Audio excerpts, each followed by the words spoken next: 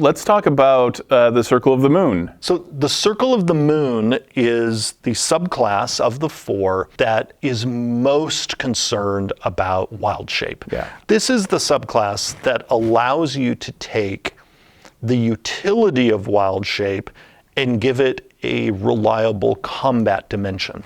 Because most druids, they certainly could use wild shape for fighting, but often they're going to be better off relying on their spells in combat and using wild shape largely for utility purposes, whether it's, to fly or climb or sneak into a place.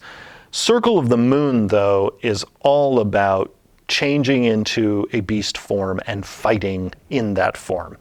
And so with that in mind, we have introduced a number of enhancements in Circle of the Moon. We've made it so that in their circle forms feature, their AC is more reliable than it was before, because before, when they transformed into a beast, they had to use the beast's AC, and sometimes the beast's armor class was actually lower than the druid's armor class. Right. And because we want you to be able to comfortably keep fighting in your beast forms, even at higher level, we introduced this new ability to use either an AC equal to 13 plus your wisdom mod, or the AC in the beast, whichever one is higher. Yeah. So that you can hopefully withstand those hits in your beast form. You also gain temporary hit points now when you transform. Now, this is true actually of all druids when they shapeshift using wild shape, but the Circle of the Moon druid gets even more temporary hit points.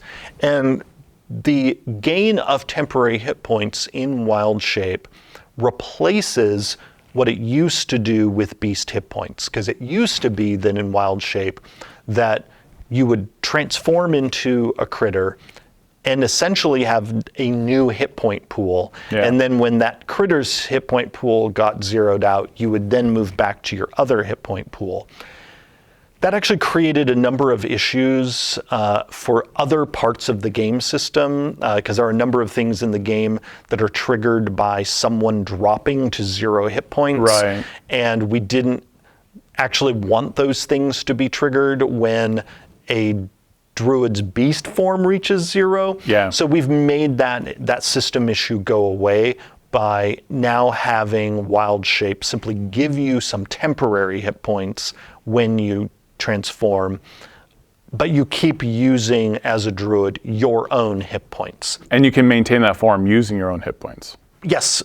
So when those temporary hit points go away, it doesn't knock you out of the form. So wild shape now also, for all druids, lasts longer than it used to, because you used to be knocked out of the form when you lost the hit points of the creature. And that combo, of course, still is not the case, because you don't have that creature's hit points anymore. Right. You simply get temporary hit points. And as you mentioned, you are not knocked out of wild shape when you lose those temporary hit points. The Circle of the Moon now also has a feature that called Circle of the Moon spells that gives them a list of spells that they can cast even while they are in their beast forms. This is a fun new enhancement for them.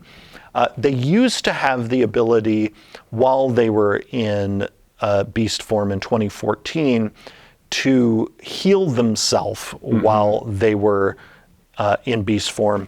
We decided to supercharge that by replacing that feature with a list of spells, including Cure Wounds, so they still have the option of casting a healing spell on themselves while they're in beast form.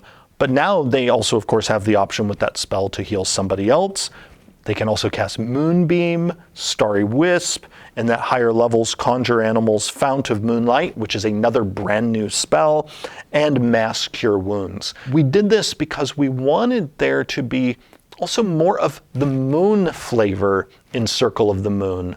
And so you'll see throughout that you're not only transforming, but you are essentially illuminated by this lunar magic. And the reason why we've always associated the moon with the shape-shifting of this subclass is partly because of the classic folkloric thing of the moon, causing werewolves and others to transform. Yeah. And that's why those two elements are combined in this subclass. So at higher levels, you also now have the option of having your beast form attacks deal radiant damage. Again, this this lunar theme. And also you have enhanced saving throws. You will also then at level 10 with Moonlight Step, you can start teleporting as a bonus action while you are really leaning into the power of your subclass.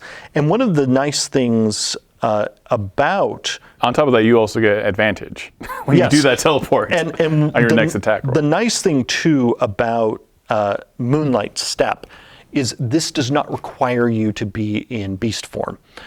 Because we wanted to make sure that you also were getting a feature that wasn't relying on beast form. Right. Even though this subclass is primarily about using wild shape, we wanted you to have at least one cool thing you could do even when you're in your non-beast form. Yeah, and then there's no traffic jam of you trying to turn into your beast form ahead of time if you wanted to use this ability, because those are both bonus actions. Then at level 14, you're going to get lunar form, which means that when you attack in a wild shape, you're going to deal extra radiant damage.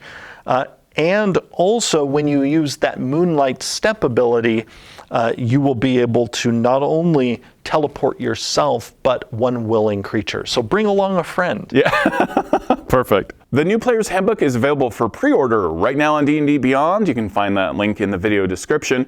And you can also find the new Core Rulebooks bundle for pre-order, both physical and digital. And when you pre-order the 2024 Core Rulebooks digital and physical bundle, you also receive an exclusive Gold Dragon digital mini, the Dragons of D&D digital art book, 15 digital dice sets, 34 frames, and 15 backdrops. Thank you so much for watching. We have a ton of video content coming out about the New Player's Handbook and all the new Core Rulebooks, the new Monster Manual, the new Dungeon Master's Guide. So be sure to check out all of that content. And thank you for watching.